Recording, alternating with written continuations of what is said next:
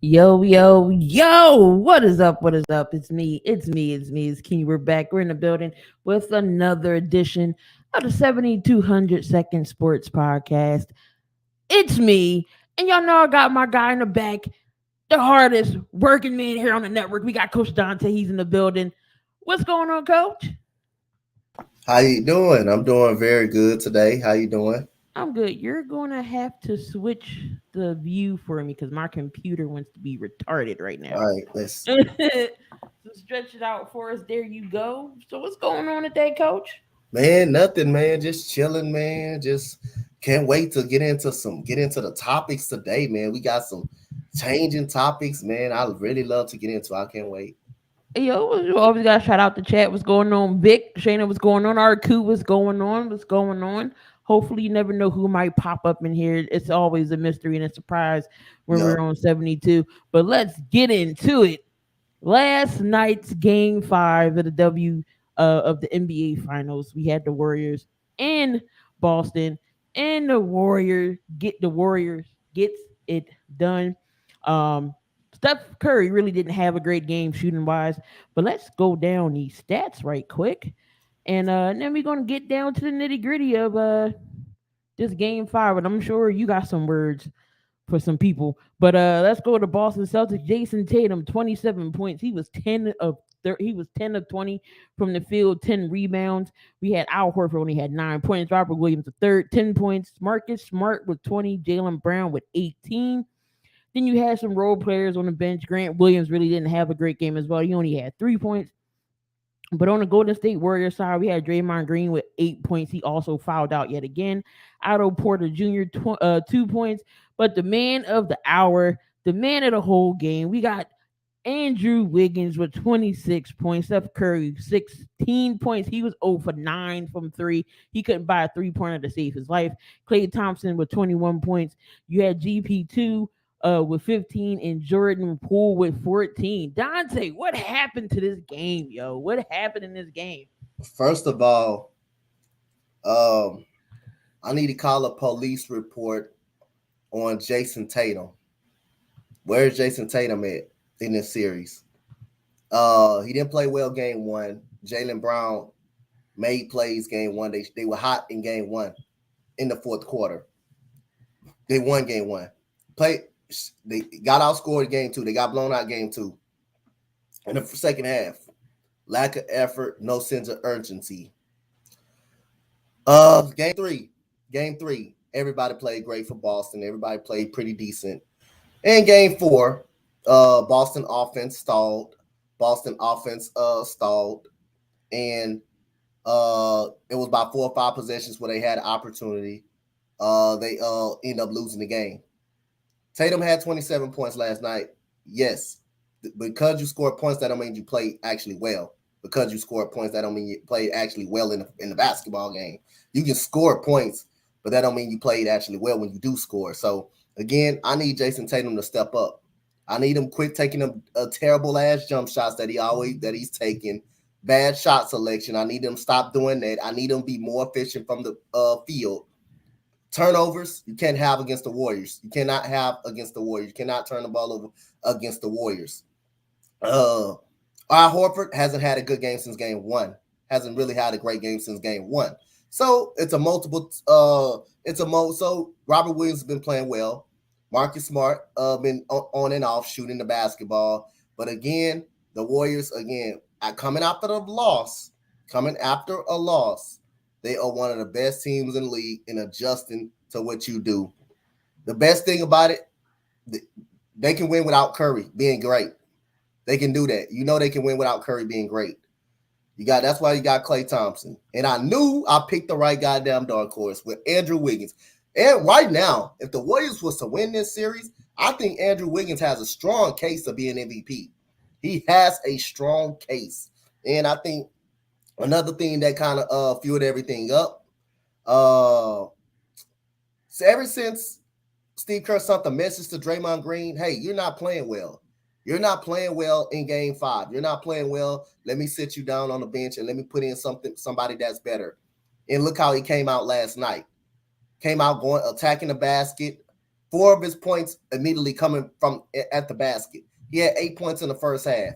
That's what they need out of Draymond Green. That's how much Draymond Green being a part of being great for this team and being that motivator.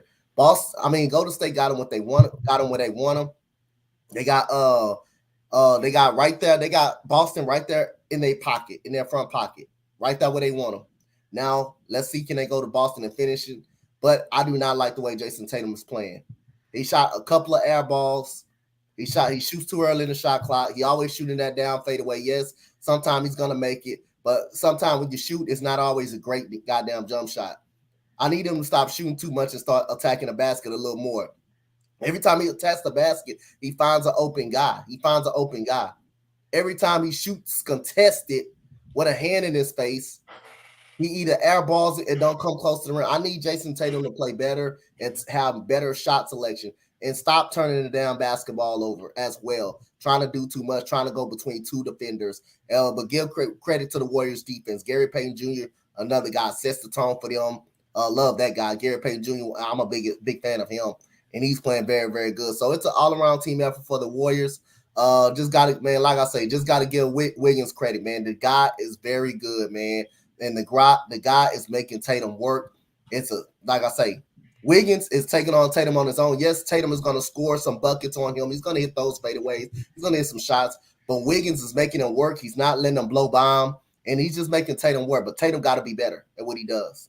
That's definitely because Tatum been non-existent in the past 4 quarters, right? Or especially when they're up our big lead and then they knock it down to 1 point. There was a 1 point lead at one point, and then the end of the third quarter, we had Jordan Poole hit that buzzer beater. But let's get to these comments real quick. Shout out, got my bro in the chat. What's going on? We all know we got Earn in the chat. Said Boston sweating bullets right now. Them youngsters can't handle the big stage. He also called it. He said Wiggins and Tatum going to be leading scorers. Tatum had 27. What's going on, Burn? They said keep. He said Slade keeps saying Tatum got that Kobe mentality. I don't see it. What's going on, Darth Raider Prime? He said, "Let's go Warriors." Angry Lakers fan post. I don't want the Celtics to get number 18. All right. Laker fan there. Of course, the Lakers don't want Boston to win because then they'll be leading in the most championships. Al Horford ain't show up since he was blowing fruity kisses at the camera. I told people Al Horford, that one game he had 27, he wasn't going to shoot like that the rest of the series. I told people that. And give Wiggins credit for locking down Tatum. Speaking of Wiggins, let's talk about Wiggins here for a second. Wiggins came off. He was in Minnesota. He needed a different change of scenery. He was with Cleveland at some time, and then he goes to Golden State. I think Golden State is probably the best place for him because now you get to see the talent that Wiggins have, and Steve Kerr is letting him play. Again, we talked about it. We talked about it before. Definitely, if Golden State closes it out on Thursday, do you think Wiggins, if he has another stellar performance, can possibly get MVP? I think it's a great shot he can get MVP. I think it's a great shot because look at his scoring numbers and his rebounding numbers throughout the series. Game 4, the game 5, 17 points, 16 points, 13 rebounds. Last night, a similar game. But the points were higher. Andrew Wiggins has been consistent all playoffs. And he was overhyped, coming out of college, coming out of Kansas. They were picking him to be the next Kobe. Picking him to be the next Kobe. But again, when you're on a Warriors team that is very, very good with the Steph Curry, with the Klay Thompson, and a Draymond Green and some role players that play a great defense, a collective team effort, and how well they move without the basketball and pass the basketball around and play some defense. Hey, that takes a lot of pressure out of them. The difference between Minnesota and Golden State, Minnesota, when Minnesota traded for him, he was picked to be the man right away in Minnesota. Him and Karl-Anthony Towns, they was the 1-2 punch. It's clearly Andrew Wiggins cannot be the best player on a championship winning team. He could not be the best player, and it was proven that when Jimmy Butler came there, it got them over the top. Not got them over the top as far as getting to the NBA playoffs, but it got them over the top. Now you can see when Jimmy Butler left, how big of an impact he was on the team. And like I say, it made sense for the Timberwolves to trade him. And now when you look back at it now, Andrew Wiggins don't regret it one bit because he doesn't have to be the guy of the team. He doesn't have to be the man of the team. He can be more efficient now because he got better players. He got a different coaching staff around him, and he can play freely as that third guy. He doesn't have to focus on being the man. Yes, in Minnesota, he was still averaging 20 points per game, but he wasn't efficient. He wasn't great on defense. But now you bring him in to Golden State. He's more efficient because of less shooting, because you got Klay Thompson, Steph Curry, and Draymond Green being that playmaker. Now he's more efficient. He can play great defense now. Some of the potential that you saw when he coming out of college is now showing up, but it's on the Golden State Warriors as a third option. That's true. So let's go over Wiggins' numbers real quick through the Southeast Finals. So game one, he had 20. He's had 20 points. He only had 5 rebounds. Game two, he had 11.6 rebounds. Game three, he had 18 points and 7 rebounds. So game four was really his turnaround. I'll say he had 17 points, but he also was killing people on the boards, killing them on the boards. Now you read that again. Points. He's been consistent, scoring 17 or 15 points a night. That's what you need out of Andrew Wiggins. That's good for Andrew Wiggins because he's the third option of the team. He's not the first option. So that's pretty good number. That's him being a lot consistent. And plus, he's doing a great job on the rebounding edge. He's doing a great job up on the rebounding edge in the defensive side of the ball. So again, Andrew Wiggins was already highly talented.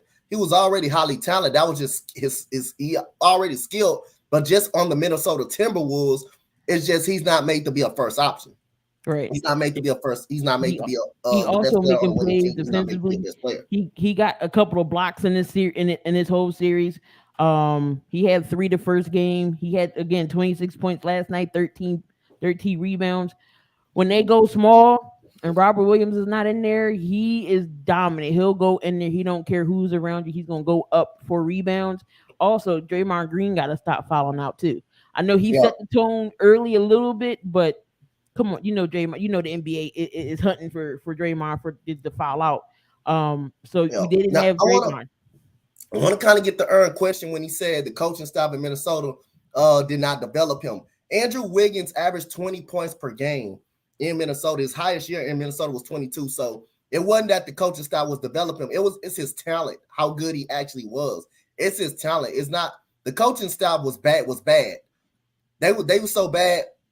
They didn't need to develop Andrew Wiggins because he was already good. When you're talking about developing, you're talking about how Mark Jackson developed Steph Curry them on up. When they were 18 to 15-point scorers, now all of a sudden they're 20-point scorers. You talking about players that you don't expect to be highly touted or developed. You go back to San Antonio, Donte Murray, how he comes from 5 points and all of a sudden he's a 20-point scorer. That's what you like. That's what I call, in my eyes, developing. But when you have a guy like Kobe or like a Andrew Wiggins or like a James Harden who's highly talented, that's not what I call developing guys. That's come with the guys already being as talented as he is already. It's just Andrew Wiggins is not a number one option. He's just in a better fit in Golden State. So again, how Mark Jackson developed the talent in Golden State, that's what I'm saying. That's definitely you good, Aaron. You good, my guy. You good. He's a better, he definitely fits for Golden State. Golden State got the best scheme out there with that motion offense because somebody's always moving and it's so hard to guard the Golden State Warriors. It don't matter who it is, but have the Celtics figured out how to slow down Curry? I think they figured out how to neutralize him to some degree, but I'm not gonna say figure out how to slow down because you're not gonna slow down enough. You're not gonna keep a superstar slowed down. It's just they're making him work harder. They're wearing him out because every time they put him in a pick and roll situation, they're going right at him and making him play defense. But the problem, what I don't like with Steph Curry, I know you got help going to the paint, but you can't just let anybody just go by you because you got help. You got to put a better effort on the defensive side of the ball. And there was times in the game, like He's just looking. He knows he has help, so he'll let the guy go by. You just got to put your body. You got to put your body in front of that guy. You got to put your body in front of Curry. Put your body. Curry got to put his body in great position when those big guys, trying to come at him. He's got to at least put up an effort and not letting guys go past him. He doing that because he knows he got help. But Game 5, I saw a sense of urgency of him wearing down because they kept going right at him and playing defense. That's probably why his shot was off. That can get into your offense too when you're working so hard on the defensive side of the ball, and when they're making you work and they're putting you in pick and roll situations. That's what throwing your timing or your jump shot out. But I don't believe they're figuring them out that much, but it's making them work. And it makes them more fatigued. And you saw that last night, but you had other guys step up. Definitely, but so Steph had to change his shoes at halftime. But no, Steph went 0 for 9 last night from 3 point. He couldn't buy a 3 point last night. They were saying there was something wrong with his finger. He split a fingernail. I don't know if that had anything to do with his off shooting day night. I know it's just one game. Steph Curry is one of the greatest 3 point shooters of all time. Is going to go down in history. We're not disputing that. But he has role players that helped that build. Now I say necessarily bailed him out, but this team proves that Steph can have an off game and still win. You got the Klay Thompsons, you got your Pools, you got your Gary Payton Jr. Gary Payton Jr. The second is definitely who they missed throughout that Memphis series as well. You still got Kayvon Looney when he's in the game and not in foul trouble, because he was in foul trouble early yesterday. When Draymond's on, he can contribute. He's not a scorer, but he will when he have to. He can still get those rebounds. He can still get those assists. He can still find guys. He did a nice pass. I forget who it was, but that was what he found. He finds you cutting. He finds you streaking. He's gonna get. But is it a concern if Curry has an off shooting night? Is it a concern for him going from 0 for 9 from the field? It depends on how well is Boston playing. It depends on how well they're playing, how well they're actually playing. But it could be a concern if it's 2 nights in a row. Now, if it's 2 games in a row, if he's doing it like on Thursday, that would be a concern to me if he shoots like that again and they lose the game. But you don't think about it as much because you don't think about it as much when you win. You don't think too much about it. But he shoots like that can really concern. But again, I know. Does anybody know about the Warriors and know about someone that knows how to step up when time matters? Go back to Klay Thompson. Go look at Klay Thompson in Game 5s, in Game 6. Look back at him with the Warriors when they were down 3-1 against the Oklahoma City Thunder. Oklahoma City Thunder was up double digits in the fourth quarter. What did Klay Thompson do? Hit by 7 threes, all in the fourth quarter. Some in the third quarter and most of them in the fourth quarter. Look at the Houston series when he stepped up in Game 5 and Game number 6. If there's anybody that knows how this works, Klay Thompson loves big games and these type of games, these closeout scenario games. So again, Klay Thompson, I'm going to be looking for a Klay Thompson in Game 6 to play better and shoot pretty solid, because Klay Thompson knows how to step up. Jordan Poole as well. That shot that he hit from half court, that was the momentum killer right there. That was when the game switched and turned around. That game was 73-75. He hit that shot, that turned around the whole game right there. Exactly. At the end of the third quarter, the momentum kept it moving, and it's just at one point they was going back and forth. Tatum was heating up. He was coming down, heat checking shots, and then back and forth. It was Wiggins, it was Poole, it was Payton. They definitely was going blow to blow. But has Boston missed their chance to possibly take this control of this lead? Like I said, a team that plays hard like Boston, I don't want to count them out. A team that plays hard on defense, I'm concerned about Jason Tatum. But I'm going to say, I think they lost their opportunity. I think they lost their opportunity to do what they're supposed to do. They had Golden State on the ropes. In game number 4, they couldn't close the deal. They had about 4 or 5 possessions where they couldn't score. in the fourth quarter, allowing Steph Curry to take over the ball game and not stepping up on screens, not making the proper switches, and that ended up biting them in the behind. But I'm seeing the concern of Jason Tatum. Yes, the guy's going to score. He's going to be able to score because he's a natural scorer and he's 6'10". He's tall. He's 6'10". But again, I need him to shoot more efficiently from the field. He got to shoot more efficiently from the field and stop taking all these damn heat check shots and all these shots in people facing, airballing the damn shot. Take more comfortable shots, man. Take more comfortable shots and stop always trying to dribble between the double team. Jaylen Brown has bailed the Boston Celtics out twice in games. It comes down to Jason Tatum. He's supposed to be the best player. He's the best player on the Boston Celtics. Right now, Jaylen Brown is playing like the best player on the Celtics. He is highly touted more than Jaylen Brown. He has to play better. He has to shoot more efficiently. He has to stop taking heat checks. He has to stop shooting early in the shot clock as well. He has to be better, man. He just has to be better. For game 6, it's going to have to be an all-around team effort for Boston for them to win the game. Now one of them guys cannot be out. Jaylen Brown cannot be out. They're not. I don't see them having an opportunity to win. All right. So the $1 million question: Game 6, Thursday night. Do the Warriors close things out? Do they win the title on Boston's home floor? Or will Boston force a game 7, which I think the NBA wants this game to go 7, and then have the Warriors win it on their home floor? But do the Warriors close and seal the deal on Thursday? I'm gonna go yes. Tatum the star, not a superstar. I agree with that. No, I'm thinking this momentum and Golden State's going to get it done. The trio.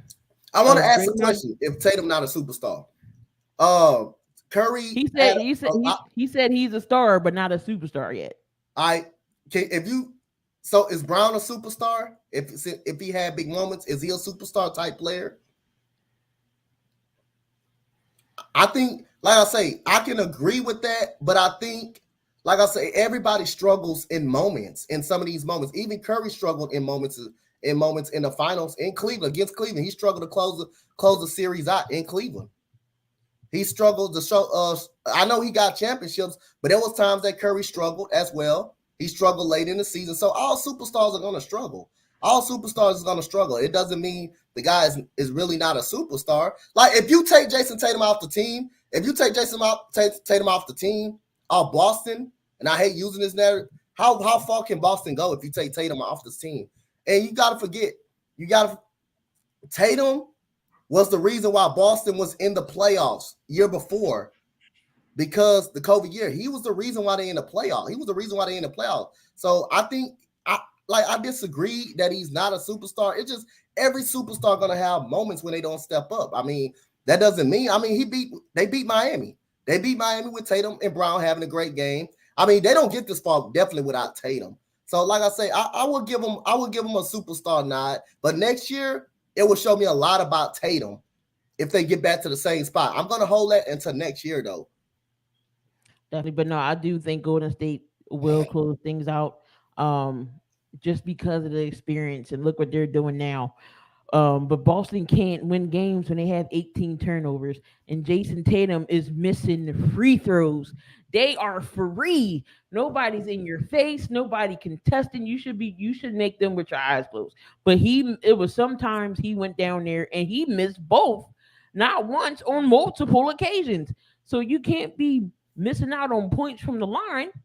But they also had some terrible moments too, though. They also had some awful moments. Elijah Warren, Jordan, they all had some awful moments. Jordan lost in the Eastern Conference Finals 3 straight times to the Detroit Pistons.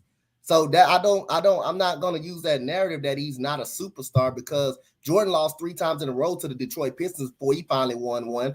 That doesn't mean he's not a stud. But I see what you're saying, Ern. But like I said again, Jason Tatum do got to step up. But Jaylen Brown cannot be the best player on the number 1 team on that team. He is not going to be the best player if you take Tatum out. Tatum could be the best player because Tatum has already shown without Jaylen Brown that he could carry a team to the playoffs by himself. He's already done that. I don't think Brown could do that, carry a team by himself. I don't think he can carry a whole team by himself for a whole season. I don't think he can really Yeah, do it. not for a whole series. Not for a whole season. Brown He can't definitely do it. has it in him. And then if Brown is hot and Tatum isn't, it's going to be a problem because then what if Marcus Smart isn't consistent? Then Yeah, that Boston's losing. yeah. That's what I'm saying. Like, I agree with you. Stephen Curry, LeBron, they all had terrible moments, and they all haven't stepped up. They all had terrible moments. They sold up in a lot of big moments, but they also had some terrible memories and terrible moments as well. They also had some terrible moments as well. And Jordan really did not have no help. Jordan really didn't have no help. But again, he's a stud player. He's a stud player. He carried them far as he could take them until Pippen emerged. All right, but to Jordan, leave it off. Jordan was a superstar type player that year. It just he didn't have really the opposition, the help that he needed. He didn't have the help that he needed. He didn't have the help that he needed. Doug always come in when we about to talk about the Lakers. It's just like Oh he got this my goodness! ESP. But to leave Look it at on Doug. the Look at his finals reaction.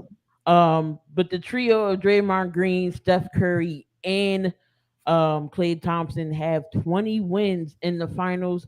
They are one win away to beating the trio of Ginobili, Parker, and Tim Duncan. So if they get this win, they'll be one of the best trios to ever win big games in the finals.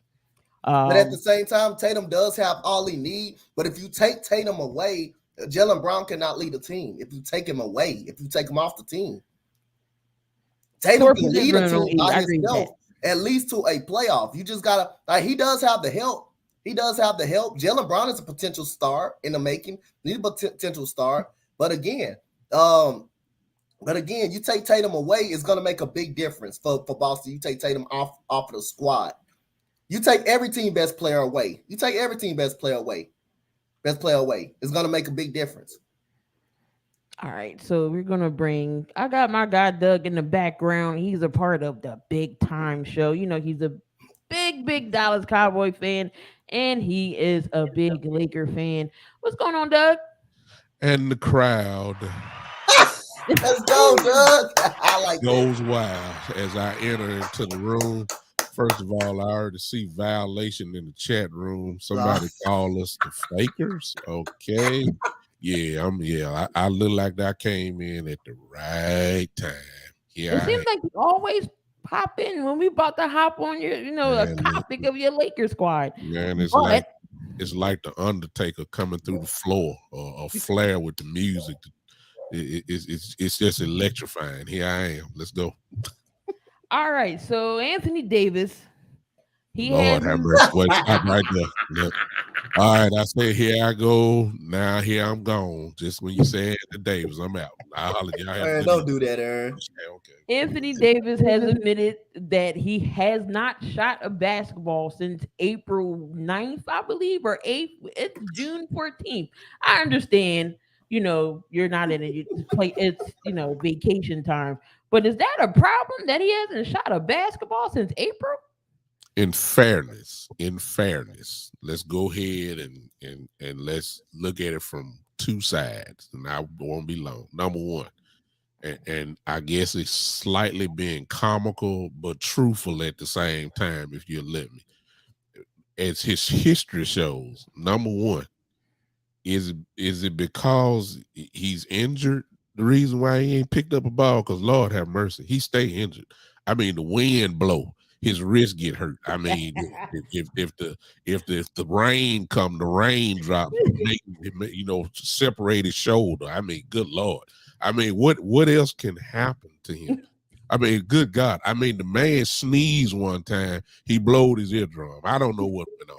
The man is just fragile as glass. I mean, I'm serious. That could very well be the reason why he ain't shot the ball.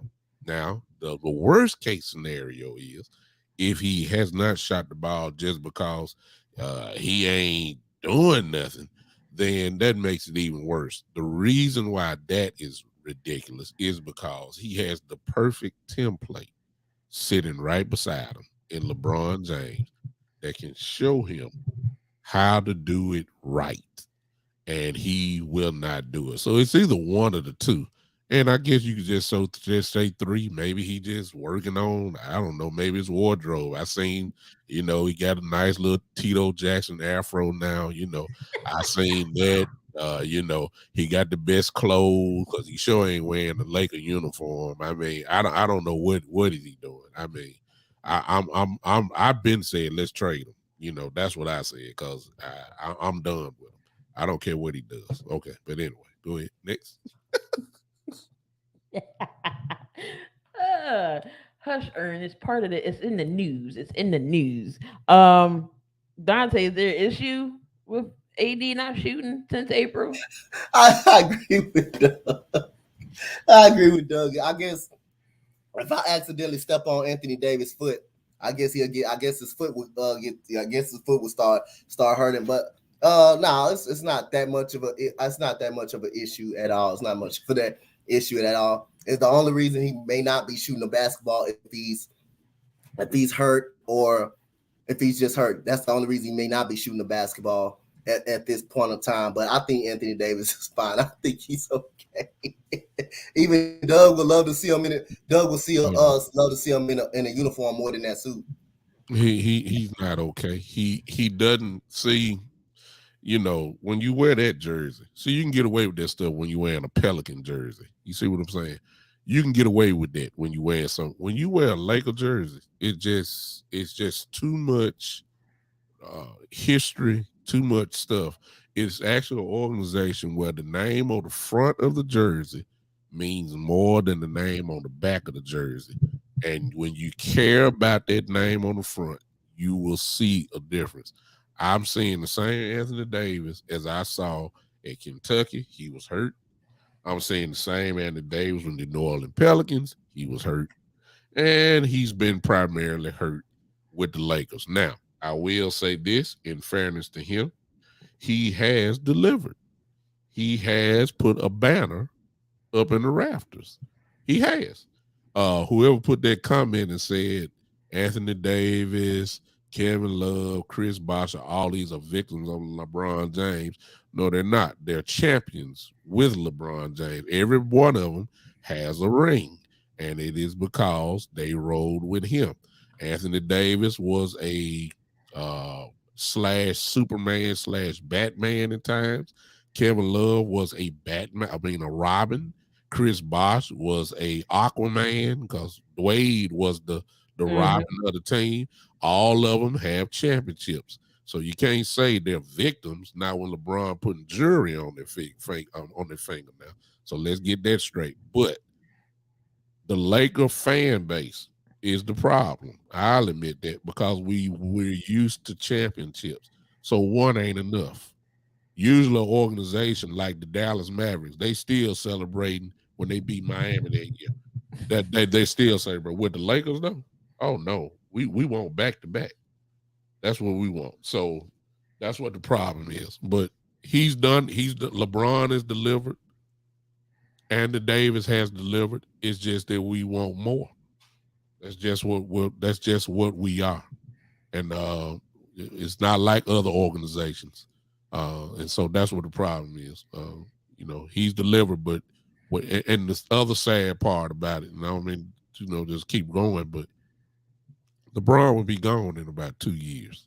Okay, this is who they're banking the franchise on, and if this is what it's going to be like, we don't have nothing to look forward to other than seeing the latest fashion or what his clothes gonna be like and what's the latest herringbone he gonna have around his neck, and you know what I'm saying, what's the latest gym shoes he gonna have on and all that, and the Gucci glasses and all. I mean, that's all I'm looking. That's all I see. In a couple years, he is gonna be the centerpiece of this franchise. And if this is what it's gonna be like, we in trouble. That's all I'm gonna say. So let's take Anthony Davis and not, with his injury prone self. If a healthy Anthony Davis, is he top 10? That Top ain't even 10 no, in that ain't what? even no question though. If he's healthy, not hurt, that ain't even no question. He's a top 10 player. If he's not I hurt. would have I would have to agree, and I even take it just a step further. Yep, he's He's a. probably top five. You can put him in top five. I'm He's going. healthy, That's exactly what I was about to say. and he's If healthy. he's He's healthy, healthy, he's and, top and five. yep, Pelicans Anthony Okay. Davis, and he's healthy. That championship Anthony Davis with the Lakers, he's top Yeah, five. If he's healthy, he's top five. definitely, definitely. All right. So Zion Williamson actually came out and said he wants to stay in New Orleans. So he wants to give it a run with New Orleans. He's been out for two seasons now. He had surgery on that foot. Since Zion wants to stay, do you still offer that max? Is it possible he can get 186 million? Is he worth the max just yet?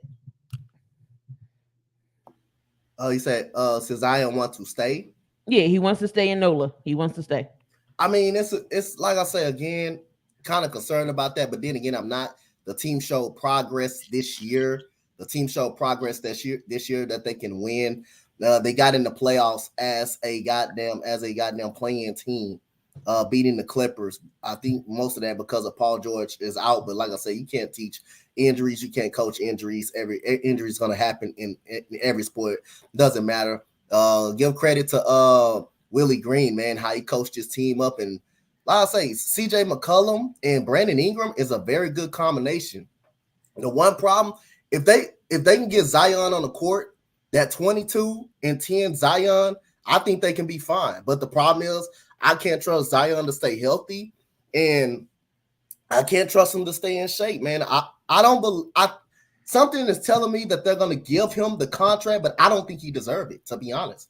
I don't think he deserves that money that he's getting. But you know how the NBA is. You know how players gonna push and try to hold out to get their money. You know the players have power. You know the players have power no matter what sport it is. So again, they're gonna try to pay Zion Williamson, but I don't think he deserves it. He has to show me this year. He has to come out and show me this year that he's dedicated and that he can stay healthy. If he's healthy and he go back to that 23 and 10 Zion Williamson, then that's a good thing for the Pelicans with them already having a pretty solid roster. They got Murphy, who's a good shooter. Herbert Jones was a great rookie this year on defense and shot the three pretty well. They're very good in that damn point guard. They got a lot of heart that I like. Alvarado is pretty good. Gave people hell this year. And I really like this team that Willie Green got. Definitely, they need that third piece. If Zion can stay healthy, him, CJ, and Brandon Ingram it could be a good front court for that young team. Now, OG Ananoby wants out of Toronto. He doesn't like the role he fits. Who would be the best suitor for OG? You can go ahead. I'm gonna let you go ahead. You got this one. Who now? OG Ananoby. I know you probably don't follow any other sports, but the Lakers. But he's from Toronto. He was killing the Sixers. He's a good 3-point shooter. He could defend. He can rebound, but he don't like the role that Toronto's giving him. So who's looking for a player like him? Like where possibly could he go? Any team that needs a number 3 option, anything, and that's anybody. And he's not a star. I am familiar with him, but he can fill up the hole. He can give you some stats. He can put up all-star numbers for you. Be honest with you, he can. He can do that. He's a two-way player. He can defend. He can score. Any team would want him, and primarily, if you want to get really specific, I'll say a team that's on the borderline of maybe making a conference finals, or a team like like, let me say, somewhere like I'm not gonna say Denver, because see, when Denver get everybody back, they loaded. A team something like a Dallas could use him. Now I'm thinking about it. A Dallas could use him to help spell off Luka, for instance. He would be a good fit there. And the Atlanta team could use him. Just anywhere where his skills can fit. I think he a guy like him can play anywhere. I'll take him with my team. I'm gonna be honest. He's only 24. He Yeah, plays the power forward. He averages 17 points. yeah, He can shoot the three. Um, when Siakam was off and Fred VanVleet couldn't step up in that series, it was OG Ananoby who's hitting them key shots in that Sixer yeah, series. yeah. Yep. So he OG Nobi will not have a problem fitting anywhere, like Doug said. When Yeah, when when I when I look at a player like OG Ananobi, I look at a player who got athleticism, who can shoot, who averages this year averages over 17 points per game. I'm looking at a player that is very good on the defensive side. So when you look at what fits OG Ananobi culture and his toughness and his defense, the first team I really can think about. It's two teams I really can think about that love defense, that love guys that can shoot the basketball. Like I say, I look at San Antonio. I look at them. Think about over there with Greg Popovich, that defense, that toughness with Jadante Murray over there and Kelvin Johnson over there as well. I look at a Miami. I look at a Miami who can use a three. You can put Jimmy Butler anywhere. You can put him at the 1, the 2, or the 4. I look at Miami. Someone that Pat Riley, that defensive culture right there and getting that shooting and that defensive presence and that also that defense will be scary if they can fit OG up. No, that defense will be scary. You got if Kyle Lowry can stay healthy, the defense he plays, Jimmy Butler, the defense that he plays, the team defense that he plays, man, OG Anunoby fits better with that defense, with that team over there. That's almost like a perfect fit over there. San Antonio, great defense, plays great defense over there on that side of the ball. I look at that. I think Dallas. What about Dallas? They got Dorian Finney-Smith though. They got Dorian Finney-Smith over there who they highly like. So who you gonna put on the bench? You gonna put Dorian Finney-Smith or you gonna put OG Anunoby, which is that won't work because he's a 17 points per game scorer. But the Washington Wizards, they needed two. They needed three guard. I don't know if Bradley. I don't know if he wants to win. Bradley Beal's close to leaving. I think Bradley Beal needs to get the hell out of there immediately. I think he needs to get up out of there. But again, when I come to OG Anunoby service, I look at Miami and I look at a San Antonio team that is really, really good. And also Minnesota. I look at Minnesota as well over there with that talent that they got. Add another defender over there as well. definitely now Toronto's GM said he's just not gonna let him go for anything now. So something has to be right. A good offer. Will it be Miami? Will they give up Tyler Hero, Duncan Robinson type S player? We don't know. But we're gonna get one more topic in the NBA before we switch. Because I know Doug definitely wanted to come up here because we gonna talk a little boxing, and I know Yes, you sir. don't. But so it's rumored that Carmelo could go back to New York. Why? Bye. I mean, look, the Lakers from organizational standpoint need to get younger anyway. So I mean, look, good. God bless you. He can't play defense anyway. He doesn't fit a Darvin Ham, Rasheed Wallace type team. These guys are going to come in emphasizing the defensive effort on one side. And we're talking about a guy who was never known as playing defense. So he bye.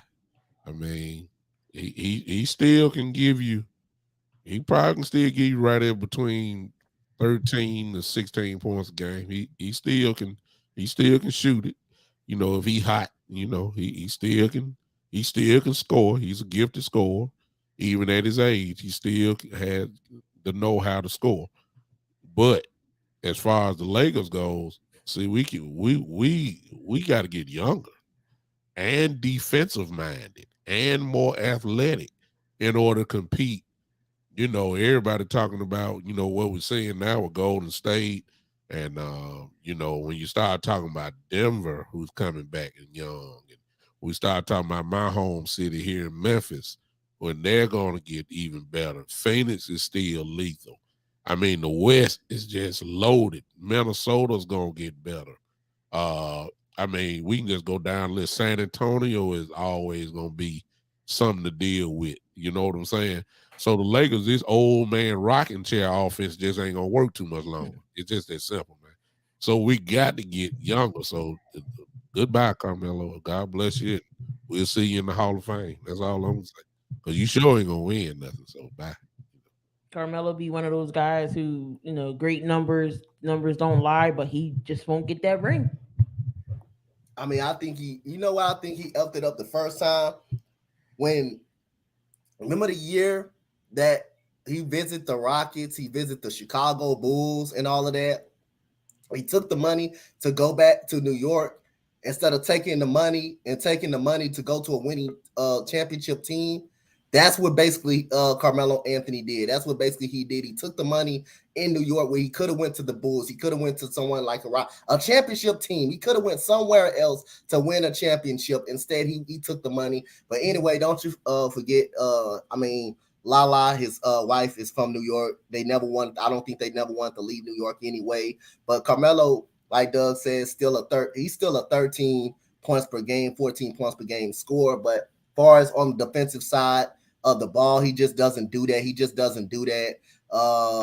He's outmatched on the defensive side.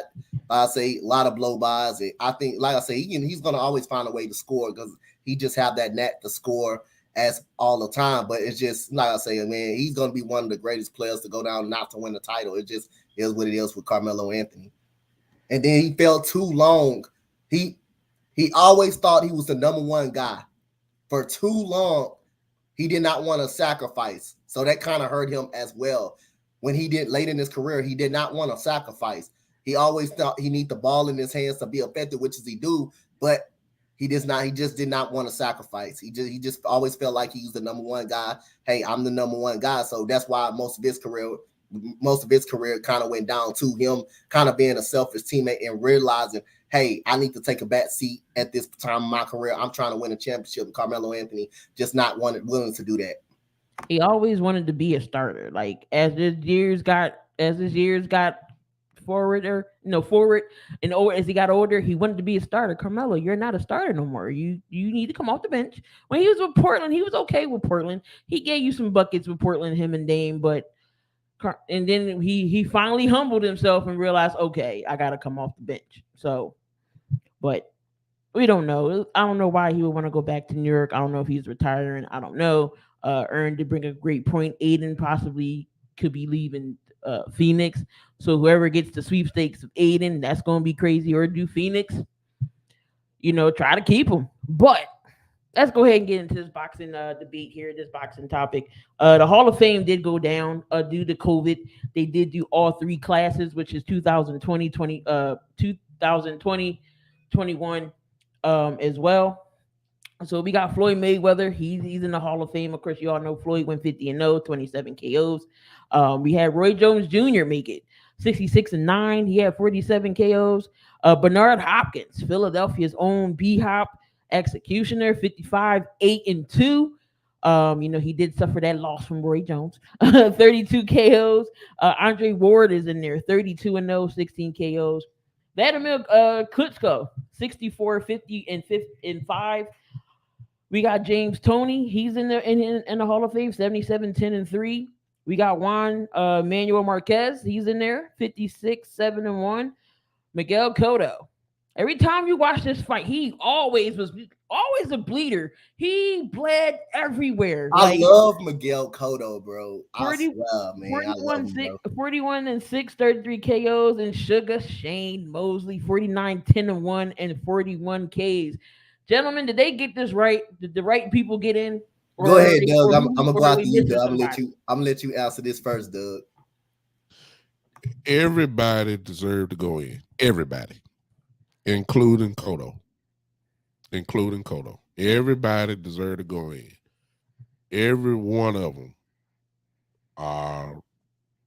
were great in their little time frame that they had. You just can't deny it. Now, the only reason why I kind of nodded off Cotto it just depended on who he fought. You know what I'm saying? When he started going, he came up in a nice time where the guys were switching divisions, and some of those guys he had a problem with. I'm just saying. Now, if you want to, he had a problem with guys that could really box from the outside. Cotto was a blood and guts type guy. Fight on the inside. He was good. So he deserved to be in. Everybody else, good Lord.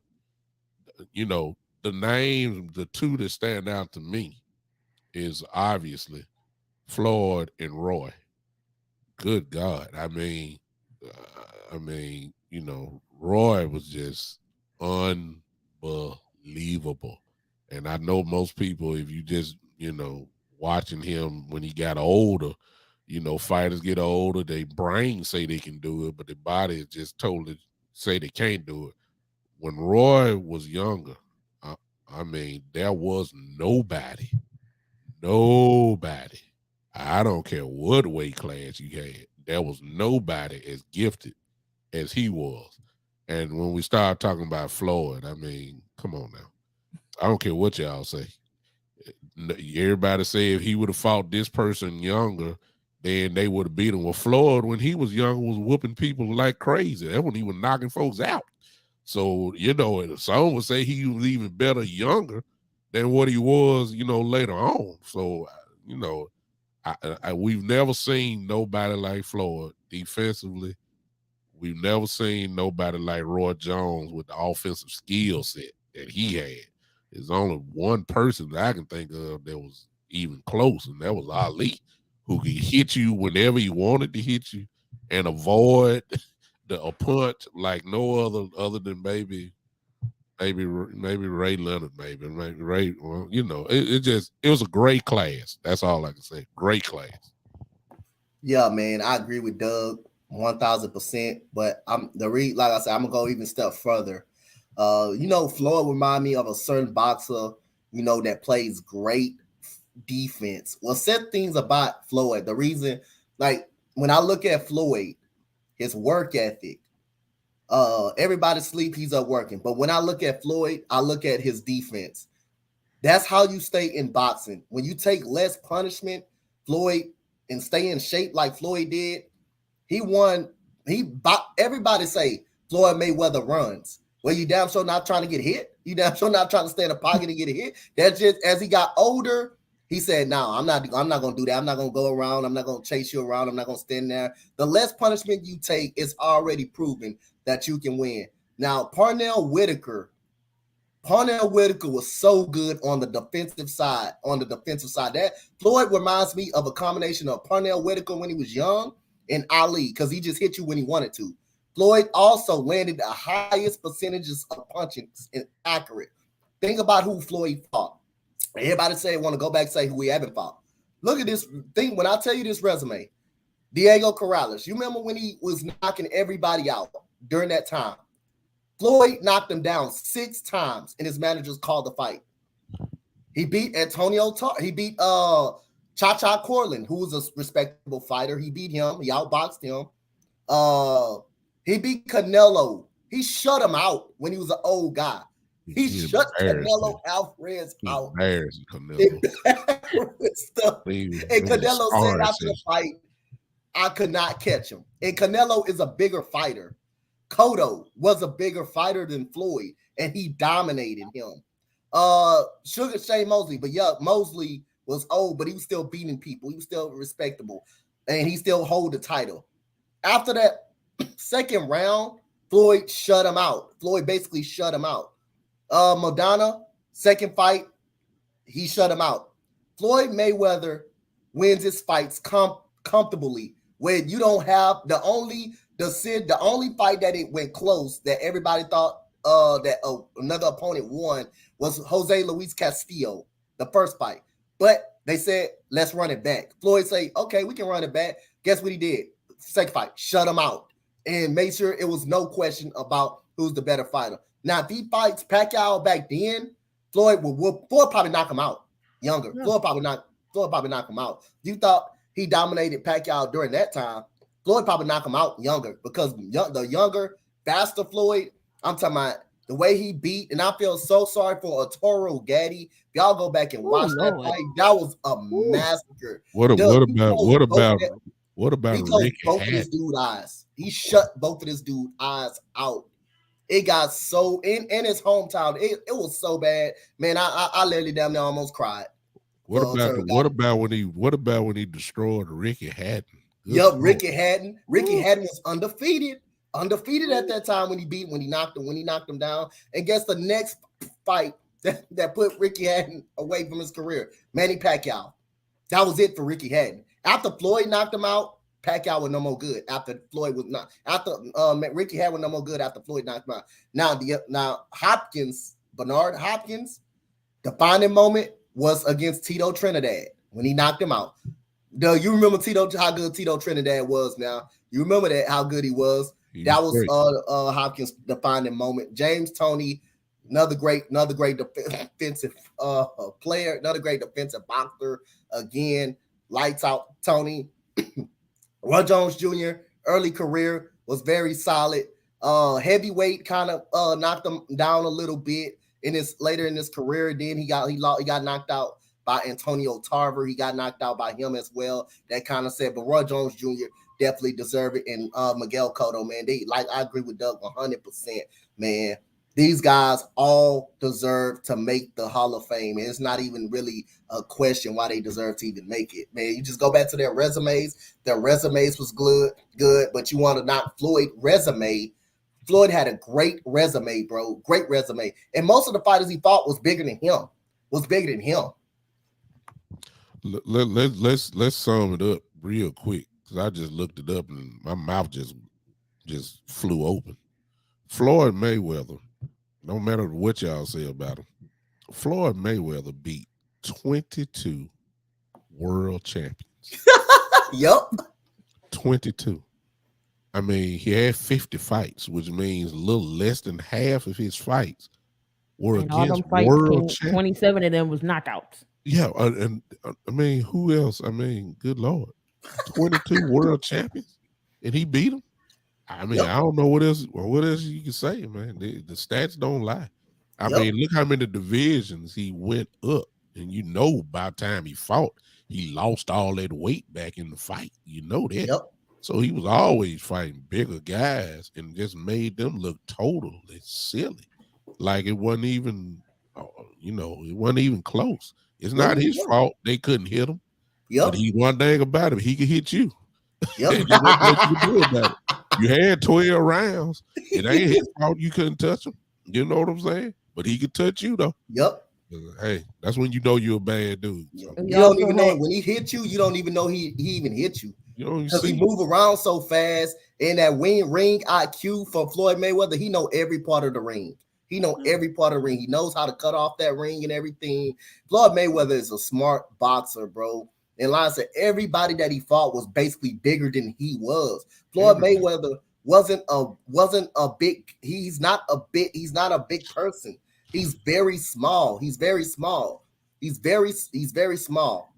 But his agility and his defense, and when you think you can hit him, when you think your eyes light up and you can hit him, he moves out. It's just his defense is very good, man. And then you look at the fight with Guerrero when he dominated Guerrero. That's another shutout that he won. And then the Victor Ortiz fight, many people question that.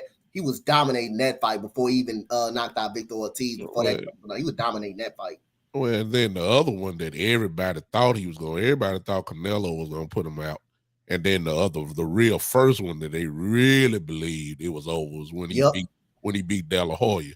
Everybody thought that De La Hoya was going to take him out. And I mean, that was another easy fight. So, I mean, whoever you thought was good, now all of a sudden when Floyd beat him, they bad. You know what I'm saying? Ricky Hatton was all that in a bag of chips. Then Floyd got him. Now everybody say he a bum. Guerrero. He's a left-handed wonder. He's a bum. He was too slow. Then Canelo knocking everybody out. He embarrassed Canelo. Now they say, well, Canelo was too young. I mean, come on. I mean, Zeb Judah. My God. Zeb Judah, who was great. Zeb Judah was great. He destroyed him. I mean, come on now. Whatever you want to look at. He beat Manny Pacquiao. Oh, Manny Pacquiao 2-0. Fight was exactly. Yeah. Floyd older than Pacquiao though. Pacquiao still a world champion and come back and still win a world championship, but Floyd make him look like a sparring partner. Come on, man. And Damian as is Devontae Wilder is a Hall of Famer. Yes. Yep. Yes. No doubt. Yes. So some of the women got in the. Go ahead. The women got into the Hall of Fame as well. I know y'all remember Christy Martin, 49, 7, 3, and 32. Yep, Christy Martin. We all know Layla Ali is in this Hall of Fame. Yeah. 24-0, 27 Ks. Ann Wolf, 24-1, 16 Ks. Lucia Riker, 17-0, 14 Ks. Holly Holm, 32, 2, and 3. Bad girl. She retired from boxing, went to UFC, and knocked out Ronda. Exactly. Gave Ronda her loss, and you haven't seen Ronda since. Now Ronda in the WWE stinking it up. But anyway, and then you got Regina Holman, 54-1-1, 16 KO. So again, a great group of girls as well. I remember Christy Martin and Ali going at it for the women. That was the two top women's boxers at that time. Then you had George Foreman's daughter come in as well. Yep. And then you had Joe Frazier's daughter as well. So I mean, those women definitely. But Layla Ali and Christy Martin was like that top tier women's boxing, and it was like, oh, women can box. Those were the two right there that they were the Larry Bird and Magic Johnson of the women boxing. They turned everything around, and those are the shoulders that the women boxers are standing on today. Those two girls there, no doubt about it. So we're going to stay with the Ali topic, but we're going to talk about the grandson right now. Nico, what do y'all think about him? And is it about time he get on these main card rosters now? These main fight cards now? I think he's built up enough to get to the next level of card, but he's not no main event guy. He's still a preliminary fight guy. The main event is the last one. He about to. If you're doing a pay-per-view card, he might be the first fight that you see. He ain't on that level. See, one thing we know, he got the check box by his name of beating guys who aren't on his level. Now we got to find out, are you ready for this next level, which is somewhat top 15 contender type fights. Yep. You're not a top 10 fighter by no means. But he the people that he put in front of him so far, he dominated. He did what he's supposed to do. That's good managing. That's good career steps. We're not gonna try to get you beat up too early. We're gonna give you some stuff to get your feet up, get your confidence up. And he looks good so far, but he ain't that last fight he had, he gave that guy a 2-piece and a biscuit with no water. That 2-piece was crazy. Another thing to look good against guys your caliber. It's another thing. Another thing look good. There's another thing when you go against top 10 contenders in your weight class. I don't think he's kind of ready for that type yet, for that smoke type yet. So just keep beating the guys that is below your level, and then hope you can work your way up there to a top 10 contender. Because again, it's not all of those fighters that's in that top 10 in his weight class are very good. Then you got to go through you got to fight hard to even be a mandatory. It's even hard to be a mandatory. Got to be a mandatory challenger and stuff like that. It's even hard for that. He just got to keep working at it. All right, so we all know Tank Davis is that guy. He beat up Rolly talking all this mess, and boop boop. So what is next for Tank Davis? Who do you think his next opponent should be? Do he want to get paid, or does he want another nice show, another show? He can fight Rolly again, to be honest with you. Rolly didn't do bad. He just got caught. He just got caught. He didn't do bad, to be honest with you at all. Yep. But Tank just got unbelievable power. But if he wants the money and the recognition, he need to go and jump on Haney right now. Just about to say that. Go jump on him now while the fire's hot. Haney got all the belts. Yep. He got all these belts. He's an undisputed champion. that's an automatic pay-per-view buy. That would be a fight that everybody would love to see, and them brothers would make a nice bit of piece of change on that night if they go ahead and hook it up. But if he want to do another pay-per-view and sell out Barclays, go on, fight Rolly again, since he, they can sell tickets, they'll sell out the building. Rolly is a good person that can sell out the building, but everybody gonna put their money on Tank. But I think he ought to go out to Haney. Haney ain't scared, that's for sure. Yep. That'll be a real good fight, to be honest with you. Yep. So, I'm gonna take another step further than this one. I don't know if he's still with Floyd Mayweather. It was rumors again that he was gonna leave Floyd Mayweather and make his own promotion, Tank Promotions. Now he was blaming for Floyd Mayweather for not getting some of these big name fights. And he didn't want Rolly Romero. He wanted a big name fighter. Now, if you're not with Floyd and you under your own promotions, you under your own power, now it's time for you. Let's see, can you actually get these big fights? And he has to say so. He has A-side potential as well because how well he can sell. So let's see you jump on a Devin Haney, or let's see you jump on a Vasily Lomachenko. But I would like him and Devin Haney to go right at it.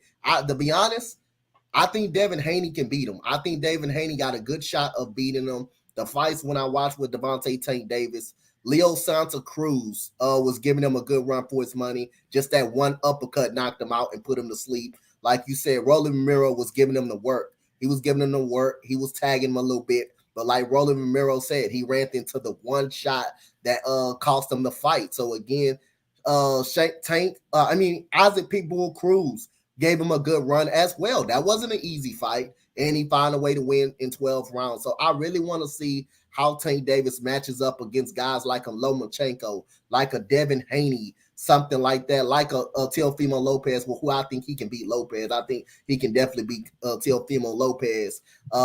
He can. I probably think he can. Go ahead. But I was about to say is just those three names there will give him some nice little looks, nice money right there.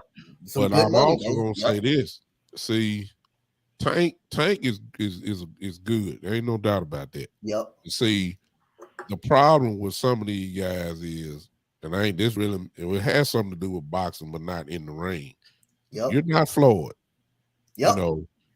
You think you're ready to stand on your own, but what you're gonna find out is you need Al Heyman. Yep. You need the name Floyd because that's what put you on this stage in the first place. You're in Madison Square Garden. You're in the Barclays Center because of Floyd's influence and Al Heyman's influence. You go at this on your own, you're going to be at the old Philadelphia Spectrum. You understand? That's not even there no more. Yeah, you're exactly. You might be in back where they had ECW pay-per-views. God, the Herbert the bingo hall or somewhere like that. You ain't that raw, you know what I'm saying? Yep. Floyd, you need to take advantage while you can. And then if you get these couple fights that Coach Donte was talking about, those are the fights that you can say, okay, now I can go on my own because my name out there. I done whooped everybody. I done beat Lomachenko. I done beat Lopez. I done beat Haney. I mean, that's what those type of fights would do for you. I don't think he's ready to stand on his own. And that's what Floyd was doing too. Floyd, if you realize it, he said Floyd was holding him back, but like you said, Doug, Floyd know he's not ready for those type of fights right there. Devin Haney can control the whole fight with his jab alone, with just a jab alone. What he did to Kambosos, he beat the crap out. He controlled the fight, stuck that jab in his face. Kambosos could not catch him. His defense was very good. And, every time, this is an old method what Floyd and his father did. When a fighter get momentum, how you frustrate him? Time up. Every time. Don't let him grab that momentum. And David Haney done a good job of that. But, again, that's going to be a tough fight for Tank Davis to get along of Devin Haney, because what you got a combination of his jab and you got speed. Tank relies more on a lot of power in getting people up out of there. The longer the fight goes in this fight, though, I think that's why I think David Haney can give him a hard time. Him and Lomachenko. The longer the fight goes, I think they can get Devin Haney a little bit. I think they can give him Tank Davis a little bit of a trouble. But like that's what I'm saying. He has to show now that he's on his own. Hey, give me Floyd Mayweather was the reason why my holding me back. Now you got to go up since you on your own. Let's go up here and see you take these big fights that you've been complaining about and wanting to get out of Floyd Mayweather. But let's see how really good you are without a Floyd Mayweather and you getting these big money fights. Like Doug said, those are the big money fights. The Haneys, the Lomachenkos, and all of that. Those are the big money fights. There's no more complaining. You're on your own. This is what you wanted. This is what you wanted now. Floyd Mayweather has done a good job with you. He knows you're not ready for those type of fights because he coaches up Devin Haney. He also had a coaching segment with Devin Haney. Floyd knows. He's an undefeated fighter. He's a legend. He knows when you're ready, when you're not. So no excuses for Tank Davis. You're gonna get your own promotion. You're gonna really lead Floyd. Let's see how good you are. Let's see tell Devin Haney, hey, give me a contract. Let's fight. Let's get it done. Get this fight done. A lot of mistaken identity out there. The in-ring, Tank is dominant, in-ring. What separated Floyd was he was just as great outside the ring. Outside of the ring, yep. And a lot of you guys think they do the same thing. You're going to find out. You don't have the foundation to be like Floyd. That's why same thing, Broner thought he was the same way. Yo, he left Florida, got knocked out immediately. Exactly. So, all right, we got Crawford and Spence coming up. I think they still waiting to set. I'm doing that fight. I ain't gonna lie. They still waiting to set a set date. But who y'all got to go to win this fight here? I'm gonna be honest with you, man. I believe it when I see it. Cause see, it almost kind of like what Coach Donte just said. This ain't got nothing to do with in the ring. Yep. Tank contract, not Tank. I'm sorry, Crawford's contract ended, and that was really the only thing supposedly because they were on the two different brands that they couldn't find a way to get in the ring. Okay, well, I hear the talk. There's Crawford's not in top rank. I believe he's top rank. He's not no, he's not in top rank no more. Not top rank anymore. So what's the holdup? This contract should have been signed. Oh, they did sign it. It's October 15th. Oh well. Yeah, they officialized it. Let me change my direction there. Here we go. Spence is a great fighter, and Crawford is too. But I see a little bit more dog in Crawford, man. He has an extra gear. And Spence beat people up so easily that he don't need the extra gear. You see what I'm saying? He hadn't been tested that way. The only thing that have tested Spence is the car wreck. That's it. Nobody in the ring really has really tested him on that level. Same thing with Crawford, but Crawford come in ticked off. Kind of remind you of the way Hagler used to be. He comes in with a major attitude. He comes in ticked off. And then he just go out and just go ahead and go ahead and kill you, especially if you hit him one time. You hit him one time, you go to there's a total different place. And if I had to say who it is right now, I'm going with Crawford, just based off what I seen. But that ain't saying a lot because Spence is a bad boy, man. Spence is a bad dude. That's all I'm gonna say. Yep. And I'm gonna take that bad dude and use it. I'm going with Errol Spence Jr. The dude resume is fucking good, bro. I'm telling you. Coming off a car wreck 80% and beating up on Danny Garcia like he did and dominate him. Nobody beat up Danny Garcia like that. No. And I think it hurt Danny Garcia too. It hurt his feeling when he beat him up off of coming off a car wreck. He been modeling ever since. He beat him up. He beat him up into modeling. He showed he can take a punch. That punch from Ugas. When he took that punch, when he lost his mouthpiece, but after that punch, that only made Errol Spence that much better, and he broke his eye socket. His eye socket couldn't see bad. Nothing. He couldn't see, bleed him out of his eye, broken him down with body punches. He played Sean Porter. That was his toughest fight. Sean Porter was basically his toughest fight. The separation of that fight, he knocked him down pretty much knocked him down in the 12th round. That separated that fight. He beat it up on Mikey Garcia, but that's not Errol Spence' fault. That's Mikey Garcia knowing he can't F with no. He shouldn't. Mikey Garcia shouldn't have went up there messing with no Errol Spence in the first place, and Errol Spence beat him up so bad that his manager wanted to wave the towel, but Mikey Garcia said, "No, I'm not doing that." But he shouldn't have even messed up with Errol Spence. He shouldn't even went that route to Errol Spence Jr. And Keith Thurman ran from him so bad.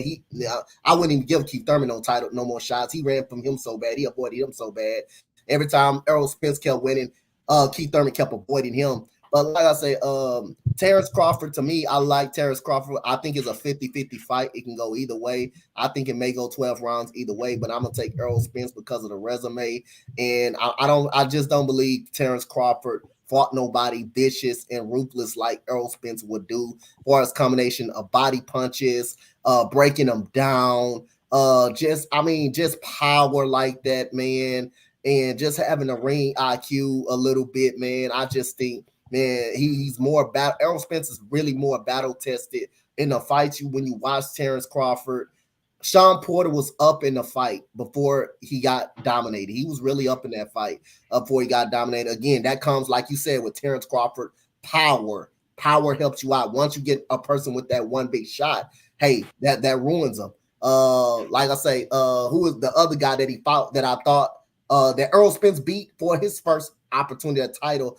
Kell Brook. I thought he was giving Terrence Crawford a good run. Again, the power, and I think Kell Brook, I was still hurting on that. Amir Khan was beating Canelo Alvarez before. Guess what? He got knocked out, but Amir Khan didn't even have a shot in that damn fight. It looked like he just wanted a paycheck in that fight. That's all he just looked like he wanted. But like I say, this is a 50-50 fight, bro. But if I had to pick one, I have to go with Errol Spence. But either man can win, man. Either man can win this fight, though. Let's be honest about it. And one last topic in boxing before we talk about the NFL. And no doubt, no Cowboys is on the talk, Doug. So you good. We got Triple G and Canelo fighting yet again. This fight should have happened earlier, or is it too late for them to get the third fight? Is it going to be a snooze fest?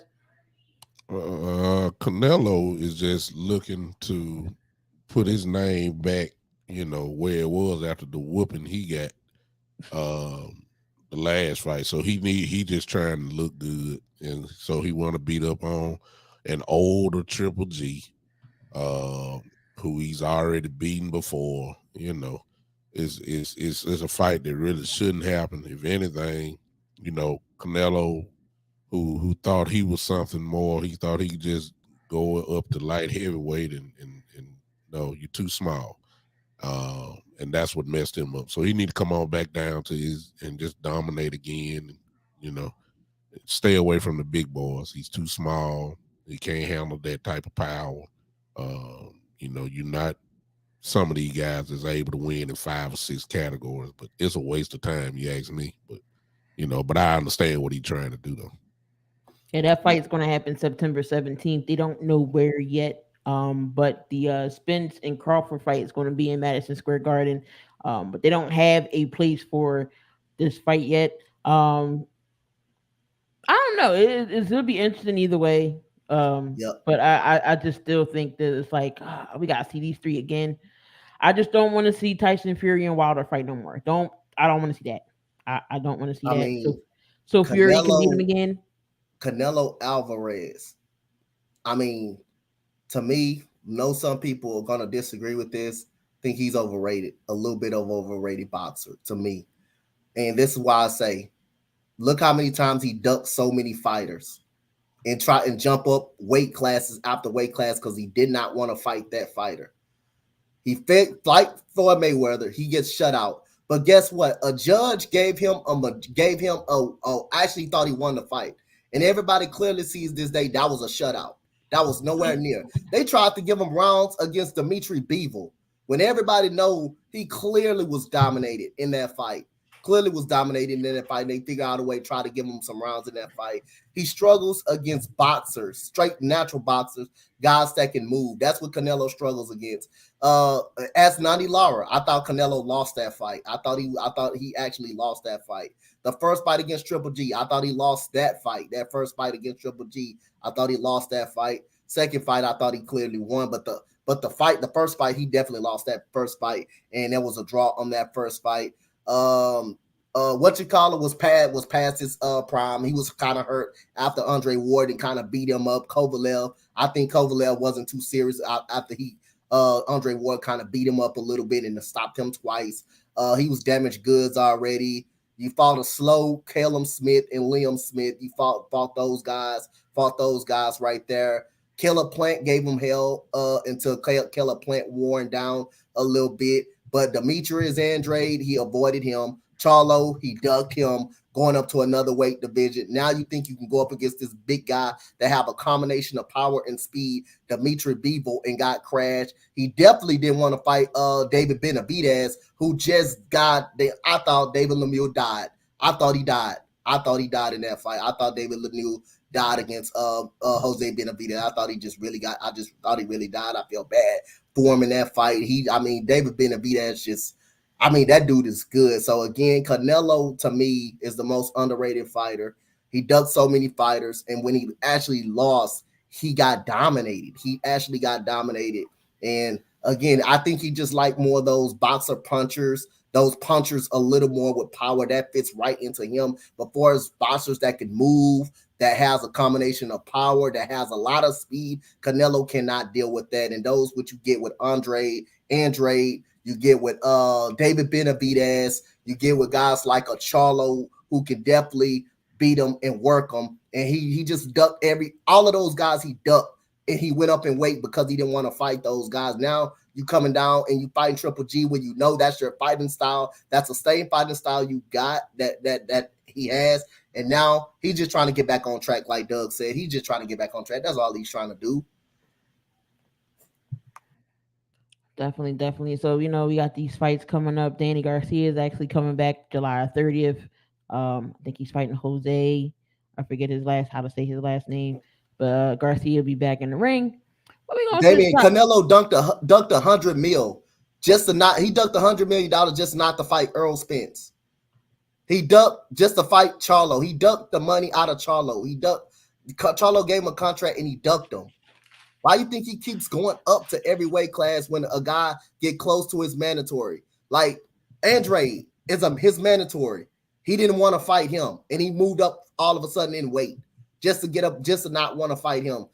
Man, the man ducked so many times. Floyd Mayweather fought nothing but boxers that was bigger than him. So you give me a fighter that Floyd Mayweather ducked, and I can give you several more that we all know Canelo clearly ducked and did not want to fight and move up every weight class because he did not want to see him. And the real truth, Damien, about that part about Mayweather ducking Pacquiao, common sense tell you that, like Coach Donte said, that was the kind of money, man, that Floyd just don't give away. Triple-digit millions. So what was the real reason why? If you remember, he was associated, not Floyd, Pacquiao was associated with Bob Arum. Floyd was on his own. It was the promoters' problem why they never got in the ring at the time. One, because they didn't want to fight each other. They never could agree on who was the A side and where they were going to fight and how much money. And let's not forget the other thing. The major thing was Pacquiao at that time, most people did say he was on steroids. Hello. Yep, and Floyd asked for a test. About that now. Floyd asked for a test, a urine test. He did not want to take it. Do it. And then Manny Pacquiao asked for 50-50. Just because you're a great boxer in the ring and you feel like you're on that boxer level, doesn't mean it's a 50-50. Floyd Mayweather is a champion. It just doesn't work like that, like Doug said in boxing. Floyd Mayweather is the A side. That A side means you bring how many people can you get in the stands? Do you sell out arenas? That's what A-side means. A-side doesn't mean you on the same level as that boxer. When Terrence Crawford was talking about I deserve 50-50. No, Errol Spence is the bigger name fighter. He gets people in those seats. That's what A-sides mean. So those boxing discussions outside the ring. Now, Canelo, that's a different goddamn story because he ducked everybody. He ducked everybody that tried to give him a contract and he turns it down. That tried to give him big time money and he turned it down. He did not want to fight those guys. So that's the difference, man. A-side means who can get the most behinds in the seat. Clearly, Floyd can get the most, and Pacquiao feel like he deserved more 50-50. No, it doesn't work like that. A-side, Floyd Mayweather's the A-side. Take the 70-30, 60-40, whatever Floyd, and then that's how you fight. Still a lot of money. That's still a lot of money. All the man had to do was take a urine test. Bottom line. That was it. Not hard. There's your boxing portion. I'm sure we're gonna have more boxing topics, but boxing was just floating around and not to that in the talks, and I just couldn't leave that off the card for the night. But back to the NFL. We got some Washington Commanders news. Of course, Terry McLaurin is skipping mandatory minicamp, and it is rumored that they're not going to pay him top premium dollar. Is Washington crazy? Let me switch up on y'all. There we go. Now. Yeah, it's just that quick. I can switch. Go ahead. Is Washington crazy for not giving this man no money?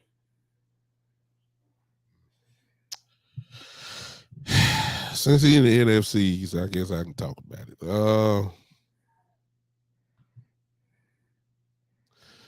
For Washington, yes, they should. For the rest of the league, no, they shouldn't. If you take him away from Washington, what you got? I mean, nobody got nobody to throw. I mean, and now you done added Carson Wentz to the. We all know Carson Wentz need all the help he can get. This kid is help. He gonna get you 1,000 yards if he's healthy. He's going to catch over 75 catches a year. He should be in the Pro Bowl conversation every year. It's just unfortunate for him. They're bigger names in the NFC. There's only so many you can go. It's not because he's not good. It's just that he's swallowed up in a good receiving core in the NFC. But make no mistake about it, this dude is productive. He commands a double team. The defensive coordinators are looking for him every week. Oh, he's a problem. Oh, it's just no question about that. So, yeah, Washington should give it to him because you don't have nothing else to turn to. You want Wentz to do well. You keep Wentz with his weapons. It's really simple for me. Now, being a Cowboy fan, I personally hope they don't give it to him. I want as much drama as possible up there, but he deserves the money. For Washington, he does, no doubt. Oh man, I love my boy Doug, man. Yeah, Doug, he said, but why Washington? I hope they don't give it to him. But like he said, man, from Washington, they do need a Terry McLaurin. With the average quarterback they've been playing with for the last couple of years, and the man still able to be productive from them with no number 2 wide receiver out there. That's something Washington need to take care of. But as far as the league, I don't know who would give him a big contract. I don't know who else would gather and give him a big contract. So again, Washington need to get up on that for Terry McLaurin, or they're going to lose Terry McLaurin because Carson Wentz, he doesn't like Antonio Gibson is a good running back, but he's not no Jonathan Taylor. He doesn't draw attention like no Jonathan Taylor did for the Indianapolis Colts. So again, you lose Terry McLaurin. What number one? Now you put in Jahan Dotson, a rookie, in under the fire as a number 1 wide receiver. All of a sudden, yes, you got a solid tight end in Logan Thomas, but again, that's not enough. That's not going to be enough weapons to compete in the NFC East. That's not going to be enough weapons to compete in the NFC East. So again, they need to take care of Terry McLaurin real quick, fast, in a hurry. The man has been consistent with average quarterback play. Don't you know how hard that is if you don't have a quarterback in this league and still perform like Terry McLaurin? I think Washington definitely needs to pay him his money. That's definitely because, like y'all said, Carson Wentz We don't know if Carson Wentz going to play the whole season. Is he going to, are they going to throw Heineke in there, or are they going to throw the rookie QB that they just drafted in there? We don't know, but Carson Wentz need all the weapons he can definitely get, and we all know Washington's defense is okay. There are no slouches, with the Chase Youngs and the Sweats over there, John Bostic. So there are no slouches. Especially me and Doug got to see them twice a year, over there in the NFC East. So definitely McLaurin definitely needs some money.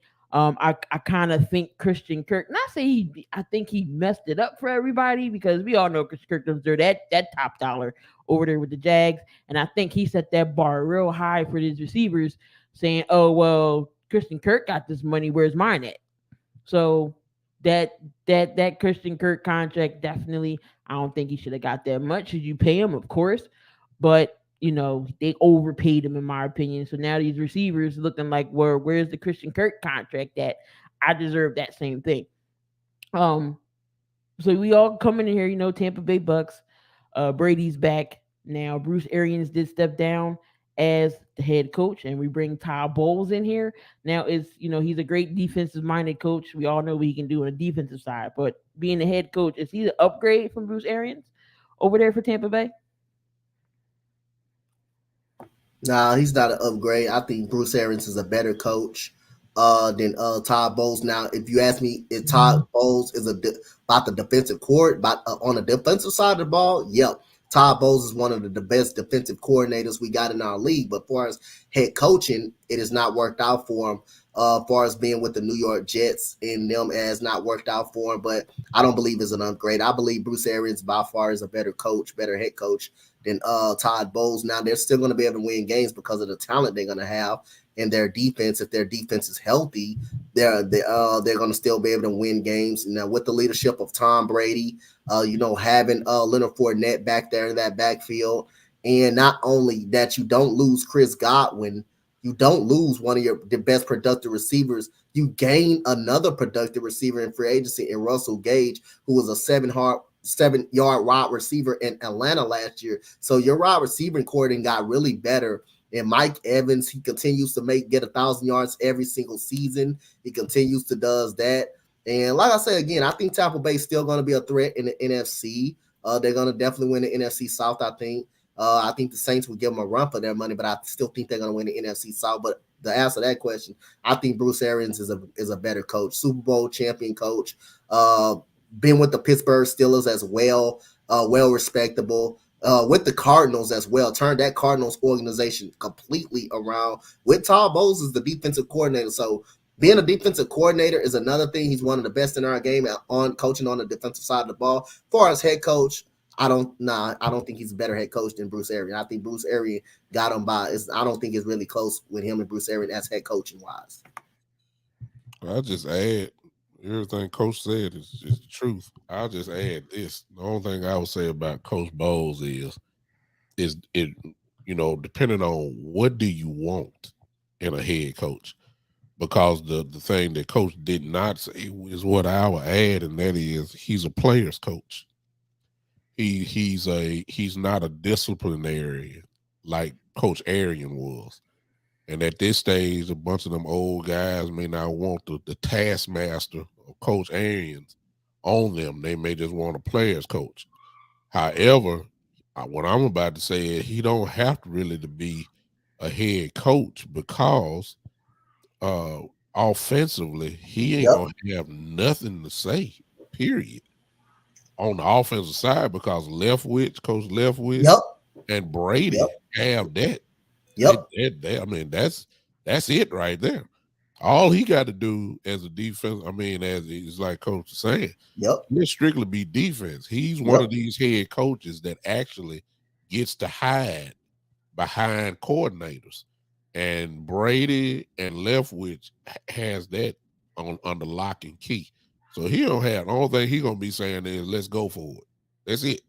On fourth down. But as far as play calling and being in the offensive meeting and game planning and all that, he's leaving that strictly over to Byron Leftwich and Tom Brady. So he gets to hide now behind that defense. And when it comes to defense, as Coach just said, it ain't too many better as doing that, and he's a player's coach. The guys love him.